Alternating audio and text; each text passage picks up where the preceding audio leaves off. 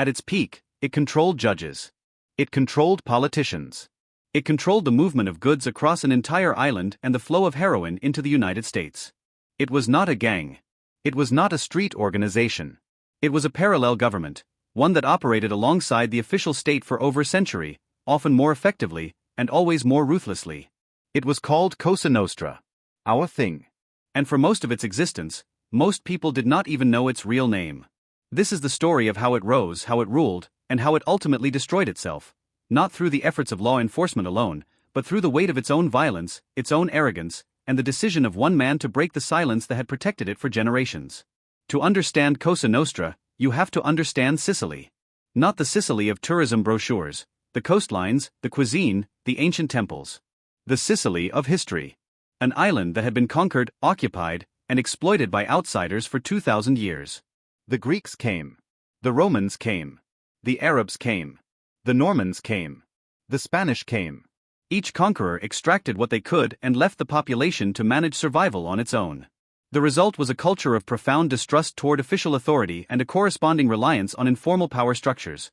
Men of respect, as they were called, who could settle disputes, enforce agreements, and provide protection when the state provided nothing. This is the soil from which Cosa Nostra grew.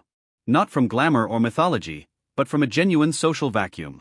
In the mid-19th century, as Sicily was being absorbed into the newly unified Italian state, a state that most Sicilians experienced as yet another foreign occupier, local networks of enforcers and mediators began consolidating into something more organized. By the late 1800s, the structure that would become Cosa Nostra was already recognizable. Families. Territories. A code of conduct. And above everything else, omertà, the code of silence that made the organization invisible to outsiders and nearly impossible to prosecute. The structure of Cosa Nostra was its genius. Each family, called a casca, controlled a specific territory. Within the family, there was a strict hierarchy. At the bottom, the soldiers. Above them, the capos who commanded groups of soldiers. Above the capos, the underboss. And at the top, the boss, the capo famiglia, whose authority within his territory was absolute. Across families, disputes and shared decisions were governed by a ruling body called the commission, the cupola, which brought together the most powerful bosses to coordinate strategy and adjudicate conflicts. This structure had two critical features that made it extraordinarily resilient. First, compartmentalization. Soldiers knew their own capo. Capos knew their boss. Almost nobody had visibility across the entire organization. If one member was arrested and chose to talk, an almost unthinkable violation, the damage was contained. Second, the code of omertà itself. Silence was not merely encouraged. It was enforced with death. Informers were not imprisoned or expelled. They were killed, along with anyone who might seek revenge on their behalf. The organization protected itself through a culture of absolute and credible violence. For decades, this system worked. Cosa Nostra expanded its reach from rural Sicily into Palermo, then into the Sicilian diaspora in America, where it planted the seeds of what would become the American Mafia. It diversified from its original role as rural enforcers into construction, public contracts, smuggling, and by the 1970s, into the most lucrative criminal enterprise of the 20th century, the international heroin trade. The heroin years were when Cosa Nostra became something qualitatively different from what it had been. The money was so vast, so far beyond anything the organization had previously managed, that it fundamentally altered the internal chemistry of the institution. Power shifted. The Corleonesi, a faction from the inland town of Corleone, historically considered provincial and unsophisticated by the Palermo establishment, used their heroin profits to finance a war of elimination against the traditional ruling families. Their leader was Salvatore Riina, known as La Belva, the Beast. Riina had been a fugitive since 1969, living underground while directing a campaign of violence so systematic and so total that it became known simply as La Matanza, the slaughter. Between 1981 and 1983, Riina's Corleonesi murdered hundreds of rival mafiosi, their families, their associates, and anyone else who represented a potential obstacle or a potential witness. The commission, which had been designed to prevent exactly this kind of internal warfare, was dismantled. Riina replaced consensus with terror. And then he made a decision that would ultimately bring down the entire organization. He declared war on the Italian state itself. Until Riina, Cosa Nostra had operated according to an unspoken but iron rule: do not kill magistrates, politicians, or journalists of sufficient prominence. The violence stayed within the underworld. The state was corrupted, not confronted. This balance, corrupt coexistence, was the foundation of the organization's longevity. Riina abandoned it. In 1982, he ordered the assassination of General Carlo Alberto Dalla Chiesa, the prefect of Palermo and the man who had dismantled the Red Brigade's terrorist organization. The murder sent a message. It also sent a different message than Riina intended. It told the Italian state that negotiation was no longer possible. That the organization had to be destroyed. The magistrates who rose to meet that challenge were Giovanni Falcone and Paolo Borsellino. Two men from Palermo who understood Cosa Nostra from the inside, not from academic study but from years of prosecutorial work in the streets and courts of a city the organization had penetrated at every level. They built the Maxi trial, the largest criminal prosecution in Italian history, which between 1986 and 1987 convicted 360 members of Cosa Nostra and effectively put the entire structure of the organization on public record for the first time. The evidence that made the Maxi trial possible came largely from one source. Tommaso Buscetta, a senior mafioso who, after losing most of his family to Riina's purges, made the decision that would define his life and end the era of omertà.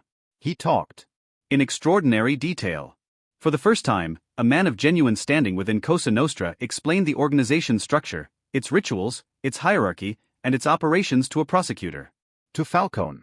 And the information he provided was so comprehensive, so internally consistent, and so corroborated by subsequent evidence that it formed the foundation of a prosecution that the organization could not survive intact. Riina's response to the Maxi trial convictions was the decision that sealed Cosa Nostra's fate. In 1992, in a period of just 57 days, he ordered the assassination of both Falcone and Borsellino. Falcone was killed in May, his motorcade destroyed by half a ton of explosives buried beneath the highway near Palermo. Borsellino was killed in July, a car bomb detonated outside his mother's apartment building. The explosions killed both men along with their police escorts. They killed children nearby. They were visible to the entire world. The murders produced the opposite of what Riina intended. Instead of intimidating the state into retreat, they created a wave of public outrage so powerful that it gave the Italian government the political will to do what it had never fully committed to before: the systematic, comprehensive destruction of Cosa Nostra as a functioning organization. Thousands of troops were deployed to Sicily.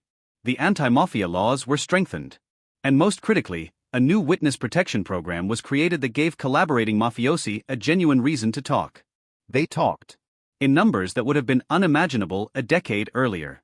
The Code of Omertà, once the organization's most powerful protection, collapsed under the combined pressure of military defeat, legal prosecution, and the simple human calculation that loyalty to an organization that had lost was no longer worth the cost. Riina himself was arrested in January 1993, after 23 years as a fugitive. He was found in a Palermo apartment. He died in prison in 2017, still convicted, still unrepentant, still insisting he had nothing to say. Cosa Nostra still exists. It would be inaccurate and naive to claim otherwise. But it exists as a diminished, fragmented, and permanently weakened institution, a shadow of the parallel government that once controlled Sicily. The heroin trade that funded its transformation into a global criminal enterprise has moved to other organizations. The political corruption that once made it nearly untouchable has been partially dismantled. The code of silence that made it invisible has been broken so many times that it can no longer be considered reliable. The fall of Cosa Nostra is not a story about law enforcement finally finding the right strategy, though the strategies mattered.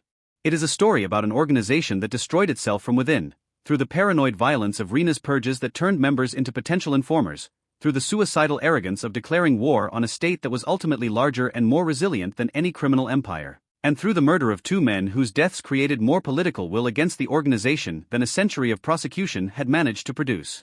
Omertà held as long as the organization was winning. The moment it began to lose, the silence broke. And once broken, it could not be repaired. That is the lesson of Cosa Nostra. Not that crime does not pay, but that institutions built on fear and violence carry within them the mechanism of their own destruction, and that mechanism activates the moment the fear is no longer credible.